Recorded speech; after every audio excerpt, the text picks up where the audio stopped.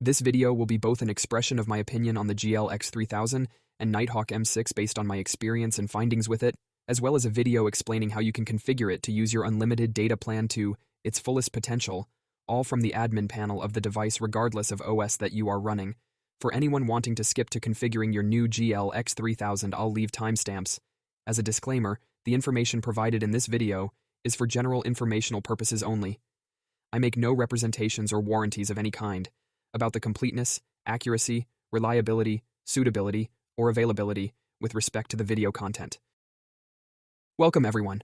Today, I'm thrilled to say that I have found a game changer in remote internet connectivity that I have been looking for, the GL X3000. As someone who's constantly on the move for work, finding reliable 5G or LTE internet has always been a pain point. While the Nighthawk series served well as the best 5G hotspot, the GL X3000 steps up, addressing every significant technological issue I faced with them. It's a fully customizable 5G router running on the open-source OpenWRT Linux OS for routers. Let's take a moment to look at the GL X3000 before modifying it for unlimited hotspot on your unlimited data plan. I was able to pick mine up for $378 by catching a deal on the site, but it does seem to typically run just over $400 typically, but it is still a new device on the market, so the price may vary. We see that it supports dual SIM cards, which is a huge plus. I recently took a trip across the US, and for the most part T-Mobile served me well, but I did need Verizon at times. The cellular band support gives me a great deal of confidence that I should be covered wherever I go. Here we can see that the GL X3000 supports many more bands than the Nighthawk M6 Pro that I had with me. The only trade-off here is millimeter wave support, which doesn't really matter while traveling. Around the city, I have seen improvements that confirms that my speeds are reliably faster on the GL X3000. For my remote work, this first point has been huge, as I can remote into computers that I keep at the house on devices like this, which sit behind carrier-grade NATs. The GL X3000 supports peer-to-peer mesh networking such as zero-tier and tailscale.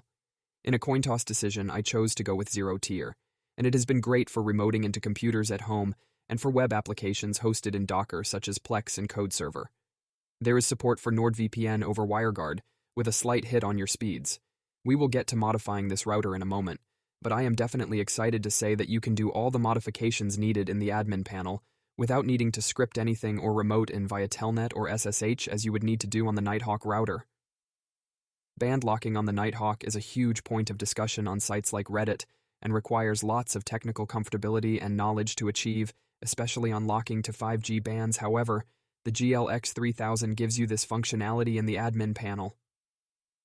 I have not tested the dual SIM failover yet, but that is great to have, and I will be using it in the future.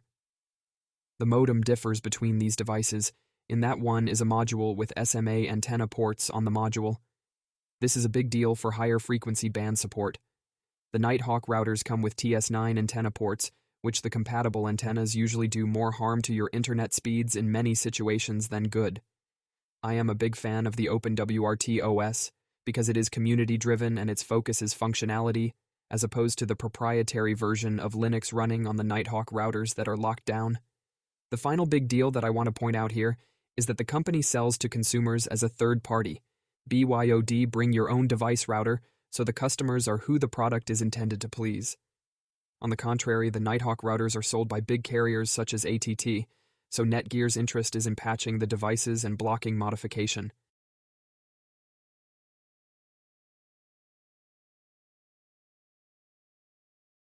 First off, we are going to want to select Modem Management to access AT commands.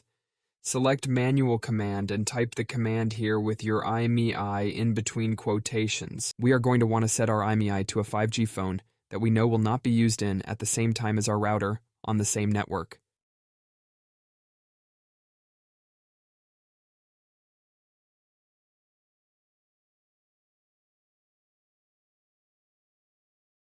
After restarting our router, we are going to want to come to Manual Setup, and here we will be able to select our APN and set our TTL to 64 for packets that are sent over the web.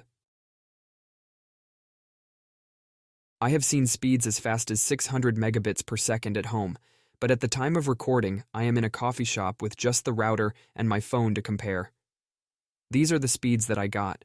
The Nighthawk was mostly unusable in this coffee shop many times before that.